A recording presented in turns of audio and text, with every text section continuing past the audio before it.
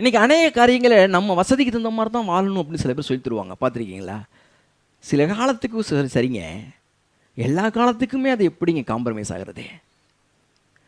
முன்னேற்றத்தின் பாதைக்கு போகும் பொழுது சில நேரங்களில் விரலுக்கேற்ற வீக்கம், கரெக்டு. இருக்கிறது தான் சாப்பிட்டு பழகணும், கரெக்டு. ஆனால் அது 2-3 தலைமுறையாகவே அப்படி சாப்பிட்டா அதை தான் நான் காம்ப்ரமைஸ்ன்னு சொல்கிறேன். அதுதான் காம்ப்ரமைஸ்ன்னு சொல்கிறேன். அவ சொல்கிறா 2 விறகு பொறுக்கி கொண்டிருக்கும். யாருக்கு? நானும் என் பிள்ளையும் சாப்பிட்டு சாவது இருக்குங்கிறா. மனதில் என்ன செட் பண்ணியிருக்கிறா?